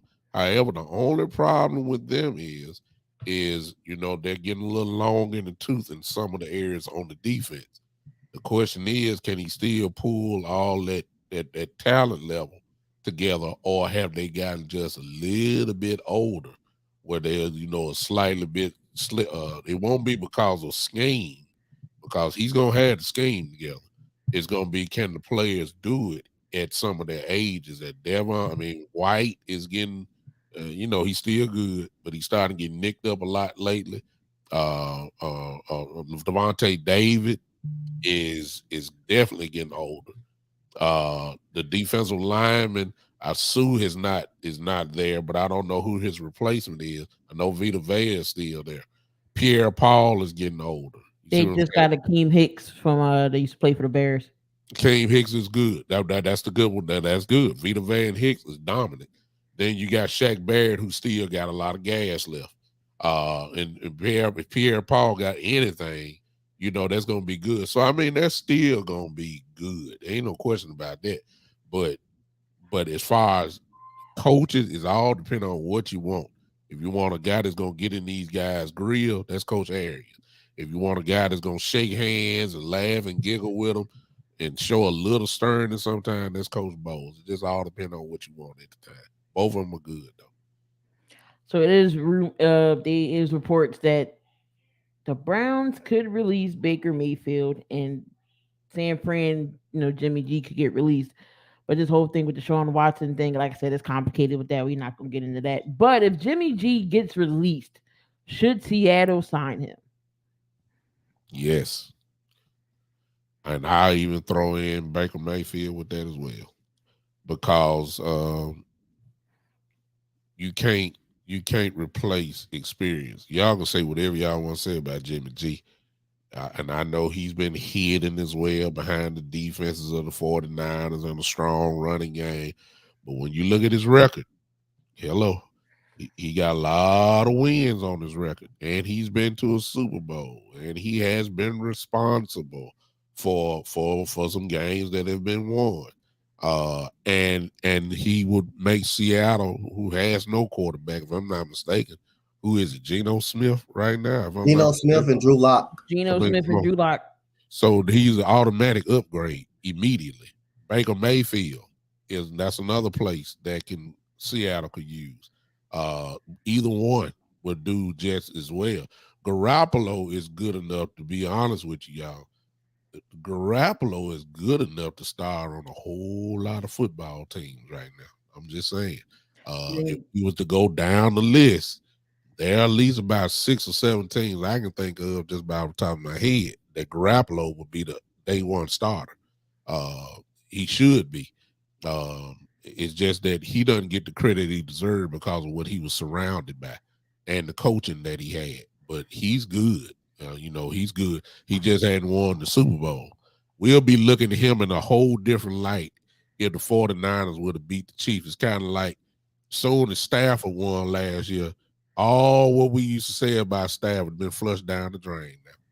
Everybody loved Matthew Stafford now. All it took was just one win. Garoppolo could have had the same thing, but and then Garoppolo. also Go ahead. Mayfield is linked to Carolina. They still, trying to get him over there. Definitely, I think he should go to Carolina because Sam Anywhere, Darnold stinks. anywhere. Like again, Carolina's just a quarterback dumpster fire at this point. Sam Donald it's just plain not good, man. Just not a good. I think in this stage of his career, I think Sam Donald's just a backup. Like I say again, I gave him a pass with the New York Jets. I gave him a pass, but he started off the season hot too, as well with the Carolina Panthers 3-0.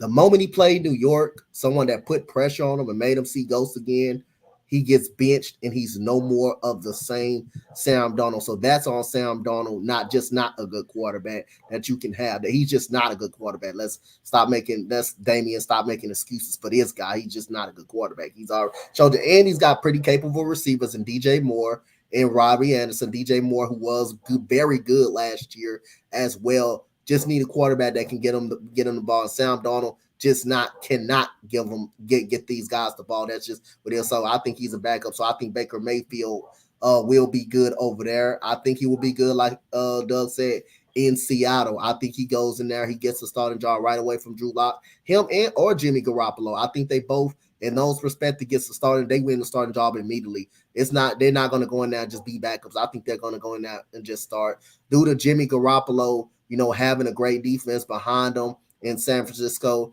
he still was able to take them there. He still had over 60 completed 67% of his passes. He still had more touchdowns than he did turnovers. So he still did well. He complete his passes at a high rate, and he's pretty accurate at a high rate. So again, Seattle and Carolina, for me, I think they both can be figured out. And I think they both, to be honest, they go in both of those spots as a starting quarterback.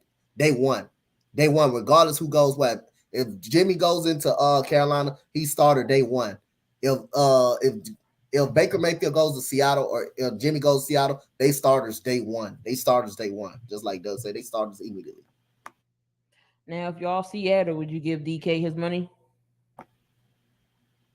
Do you re-sign DK to a bigger or can Seattle afford to let DK walk? I would give him the money. Best, it's more than football. You gotta put people in the seats. Like, I would give him the money, but again, if I'm DK, do I want to stay in Seattle? I wouldn't want to stay if I'm. That's what I'm saying. I got to know who my quarterback is. Yeah, that's what I'm saying. That's what I'm it's saying. more about, yes, you want your money. Yes, you want your money, but at the same time, you want to goddamn win. You want to make sure the team is in a position to win some games. And I don't know if Seattle in position to make a stretch run. I don't know if they not better than they not better than San Francisco. Even with a Trey Lance, they're still not better than San Francisco. They're still not better than the Seattle Seahawks. They're not better than half of those teams in the NFC. So again, if I'm DK Metcalf, hey, I may want out of Seattle, to be honest with you. Like I said, you would love to get your money. You would love to get paid if you think the organization can win games. If you know the organization is one step away. But for DK, I may want to leave. I may not. I may want to go somewhere else. But I can continue to compete. I would take it even a step further than that, Coach. The way the organization is setting up contracts. Yep.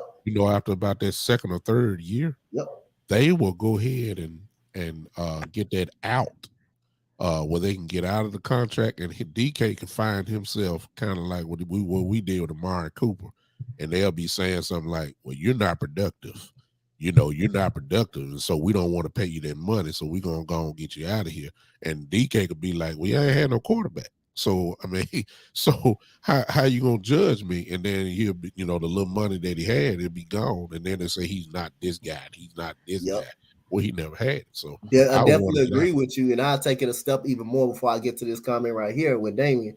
The problem is DK has performed. The team is just not good. That's the problem. The offensive line. Now Russell Wilson leaves. Now you want to try to get him offensive line help. Right. Now that the man is gone, you want to get him offensive line.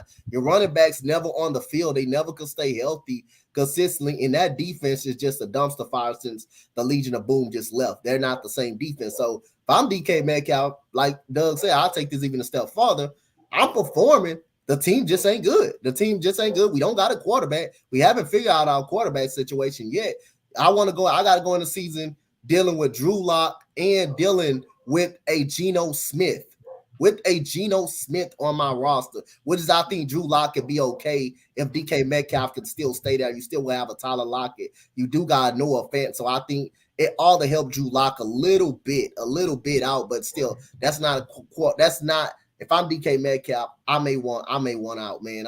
Just to be honest, I got a question now. Do I even want to be there? They can pay me, but do I even want to be in Seattle at this point? And I can make excuses for Tua because he's not a Sam Darnold. He completes 69% of his passes. That's almost a 70 completion percentage.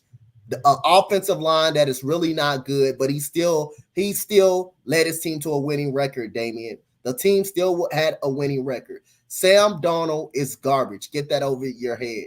9 touchdowns, 13 interceptions.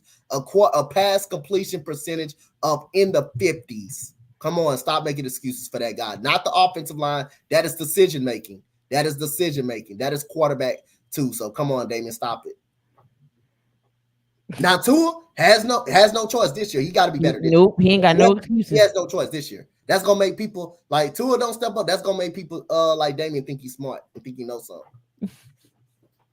All right, so we still got a little bit of minutes here. We're just going to talk about that one topic in college real quick, and then Doug, I'm gonna be going. Since you here in college, I know you got your nephew. That's the wide receiver. So right now we got Cincinnati, Houston, and UFC. They're going to be part of the Big 12 coming up in 2023. How's that going to change that conference?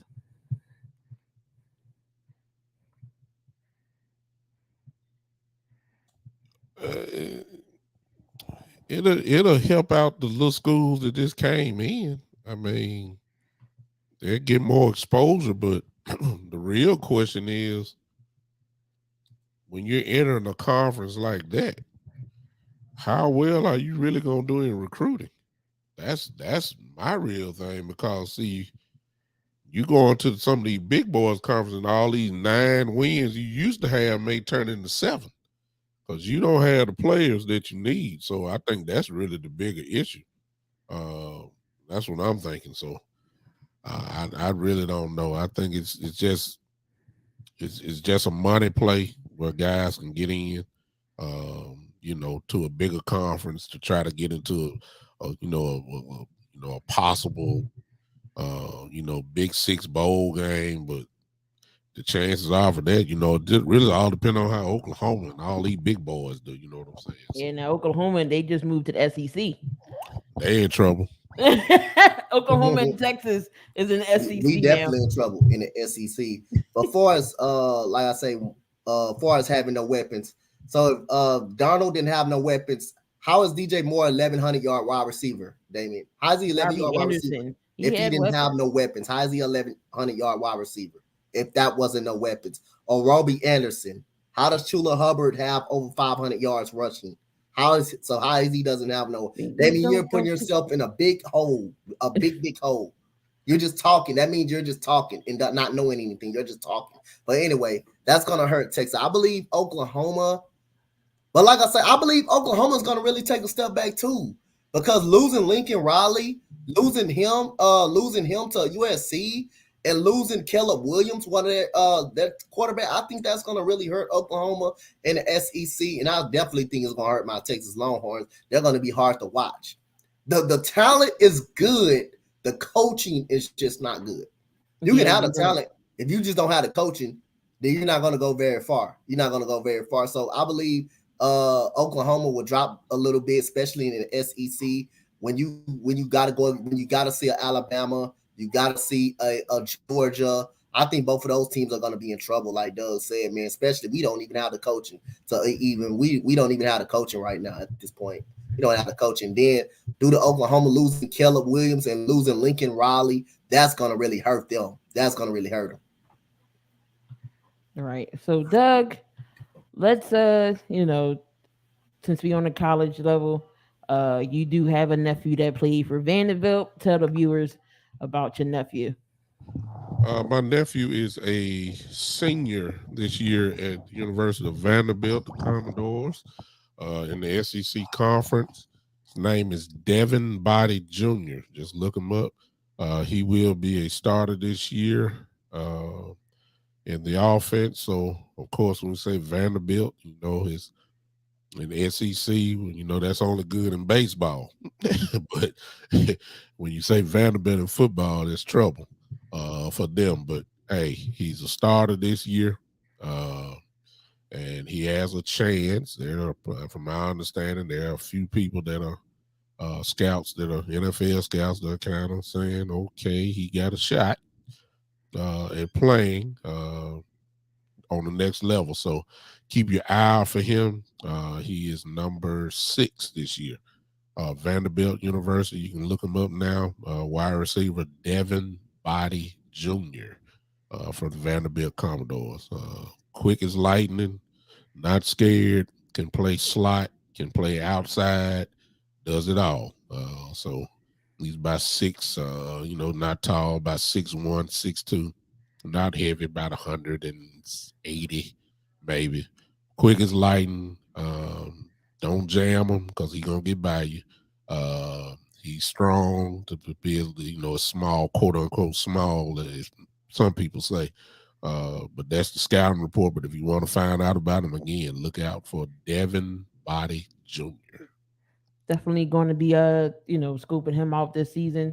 Hopefully he does get, if he have a successful season, hopefully, he can be on somebody's NFL team next year. Um, like you said, the slot or outside And receiver. preferably this team behind me, which would just give me great joy. Good Lord. Oh my God.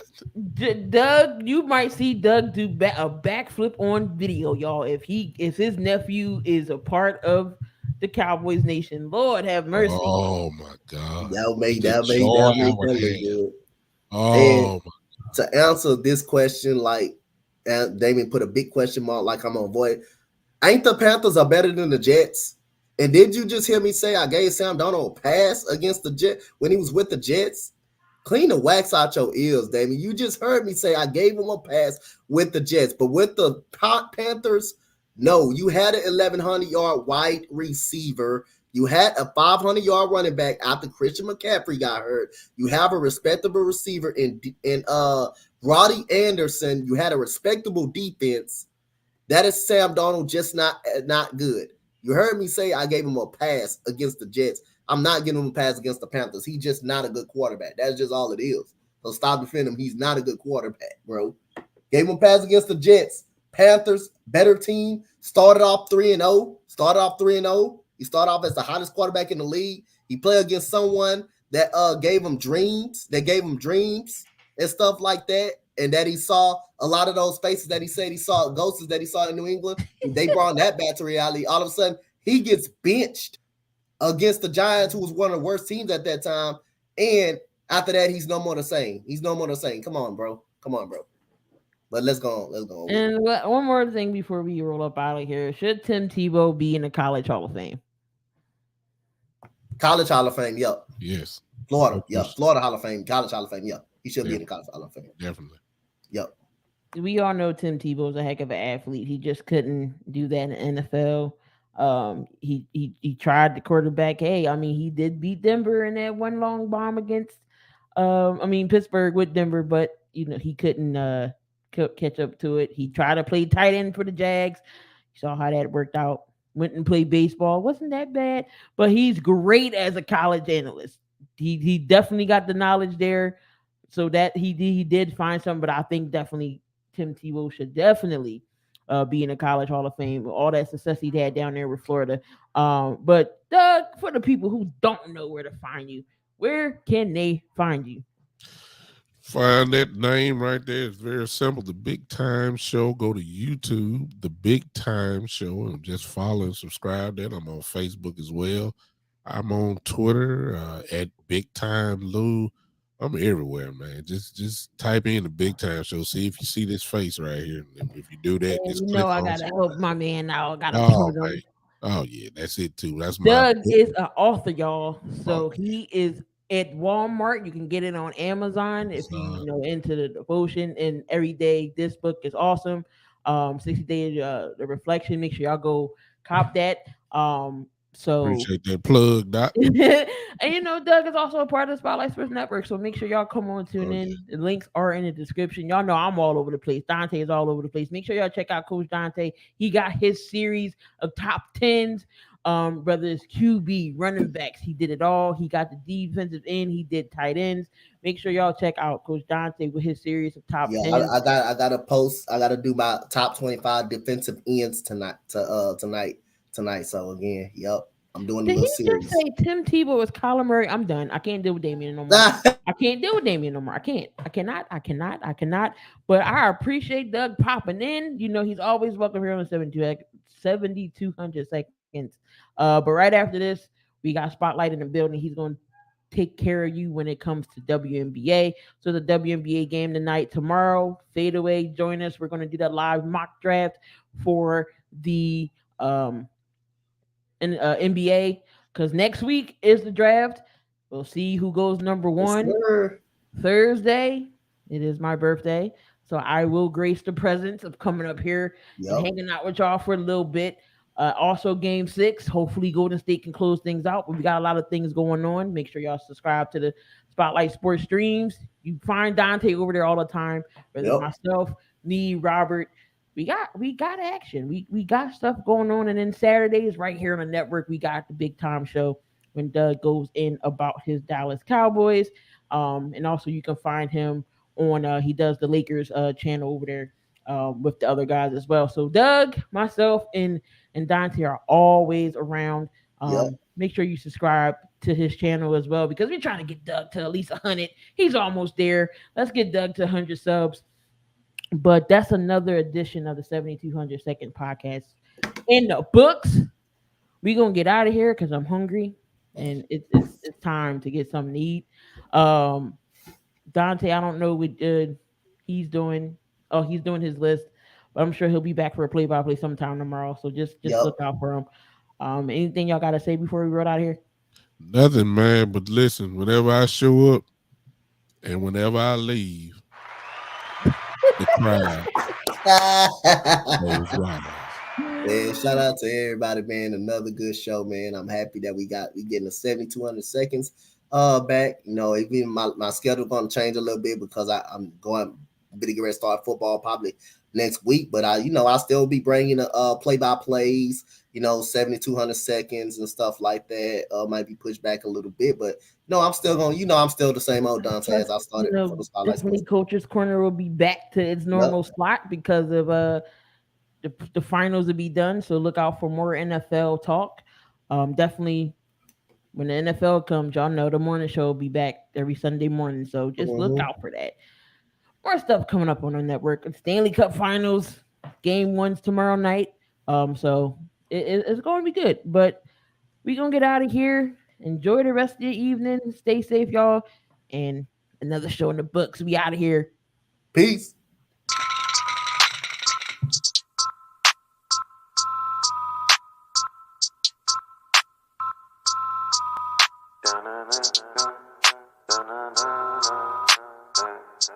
I heard they want the news. Well, we got it just for you. What's your team? Who your player? Who your crew? I heard they want the news. The spotlight is on you, and if you in the hot seat, it's times 2. I heard they want the news. Come tune in to the crew, but we got the hook up just like black and blue. I heard they want the news. Spotlight Sports, what it do? Hit subscribe.